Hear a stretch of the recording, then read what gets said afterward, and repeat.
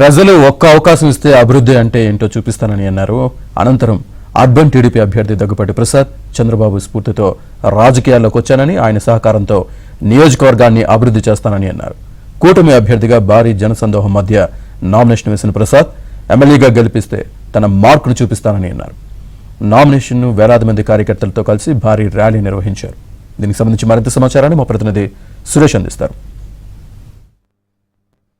Anantapuram urban TDP అభ్యర్థిగా Daggubati Venkateswara Prasad nomination వేశారు. Nomination కార్యక్రమం మొత్తం కూడా జనం ప్రభంజనంలో కొనసాగింది. వేలాదిగా టీడీపీ నేతలు, కార్యకర్తలు, బీజేపీ, జనసేన నేతలు, కార్యకర్తలు కూడా వేలాదిగా నామినేషన్ కార్యక్రమంలో పాల్గొన్నారు. కొద్దిసేపటి క్రితమే నామినేషన్ కార్యక్రమం పూర్తి చేసుకుని కూడా ఇప్పుడు దగ్గుబాటి ప్రసాద్ బయటకు వచ్చారు. దీనిపైన మాట్లాడేందుకు ప్రసాద్ ఇక్కడ మన దగ్గర ఉన్నారు. దగ్గుబాటి వెంకటేశ్వర ప్రసాద్ గారు ఏం చెప్పదలుచుకున్నారు? వేలాదిగా ఈరోజు నామినేషన్ కార్యక్రమానికి టీడీపీ నేతలు, కార్యకర్తలతో పాటు బీజేపీ, జనసేన నేతలు, కార్యకర్తలు కూడా తరలి వచ్చారు.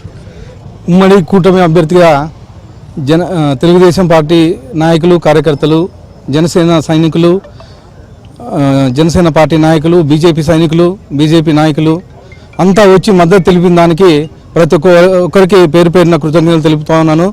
ఇంత భారీ జనాన్ని నేను ఎక్స్పెక్ట్ చేయలేదు, ఇంతమంది వస్తారని. తెలుగుదేశం ఊపు ఉంది, మేము గెలవబోతున్నాం, ఖచ్చితంగా గెలుస్తున్నాం. ఇట్లా ఏమి ఇప్పుడు చూస్తున్నారు? అనంతపురం అర్బన్లో మీ గెలుపుపైన మీరు ధీమా వ్యక్తం చేస్తున్నారు, కానీ ప్రచారంలో ఏ విధంగా మీకు ప్రజలు స్వాగతం పలుకుతున్నారు? ప్రజలు ఎక్కడికి వెళ్ళినా కానీ బ్రహ్మరథం పడుతున్నారు. ఏ ఇంటికి వెళ్ళినా కానీ ఆ స్పందన, ఏ వాడకి వెళ్ళినా కానీ స్పందన బ్రహ్మాండంగా ఉంది.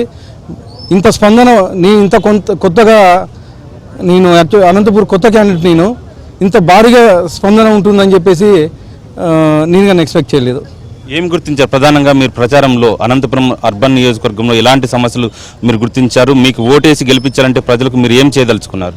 ముఖ్యంగా అనంతపూర్లో గత 5 ఇయర్స్ నుంచి మెయిన్ అండర్ గ్రౌండ్ డ్రైనేజ్ సమస్య ఒకటి ఉంది, డంపింగ్ యార్డ్ షిఫ్టింగ్ సమస్య ఒకటి ఉంది. ముఖ్యంగా సమ్మర్లో వాటర్ ప్రాబ్లం కానీ చాలా ఉంది. ఈ 3 సమస్యల మీద ఖచ్చితంగా నేను చర్యలు తీసుకుంటాం. తెలుగుదేశం ప్రభుత్వం వచ్చిన తర్వాత, దీని తర్వాత ఔటర్ రింగ్ రోడ్ కానీ నా అధినాయకుడిని అనుమతితో ఔటర్ రింగ్ రోడ్ కానీ డెవలప్ చేస్తామని చెప్పేసి తెలియజేస్తాను.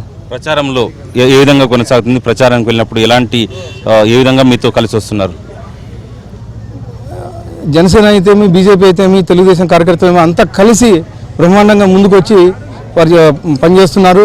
ఈ 15 రోజులు కానీ నిద్రపోకుండా వర్క్ చేస్తారని చెప్పేసి మాటగానే ఇస్తున్నారు.